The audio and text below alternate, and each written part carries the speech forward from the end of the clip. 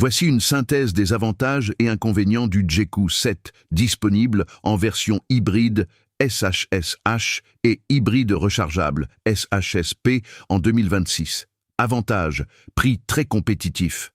À partir de 29 990 € pour la version hybride et 35 990 € pour la rechargeable, soit jusqu'à 20 000 € de moins que ses concurrents européens à équipement équivalent. Cela en fait l'un des SUV hybrides les plus abordables du marché. Autonomie électrique, jusqu'à 90 km en 100% électrique pour la version rechargeable, grâce à une batterie LFP de 18,3 kWh, ce qui est correct pour un usage quotidien.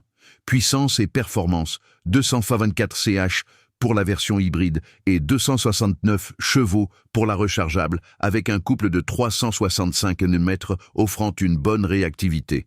Équipement premium, finition soignée, design affirmé, équipement technologique, V2L, écran tactile, etc. et espace intérieur généreux, coffre de 500 litres.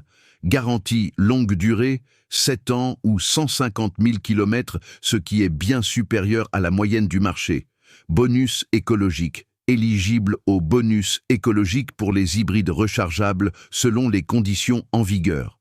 Inconvénient, malus écologique. La version rechargeable est soumise à un malus de 1 700 € en raison de son poids, ce qui augmente le coût d'acquisition. Ergonomie. Certains utilisateurs pointent une ergonomie des menus et une gestion du couple parfois perfectible, notamment par temps mouillé. Réseau de distribution. Bien qu'en développement, le réseau de concessionnaires et d'ateliers est encore moins dense que celui des marques établies. Concurrence chinoise. Les principaux concurrents sont aussi chinois, ce qui peut limiter le choix pour ceux qui préfèrent les marques européennes. En résumé, le JQ7 séduit par son rapport qualité-prix, son équipement et sa garantie, mais doit composer avec un malus écologique et un réseau encore en construction.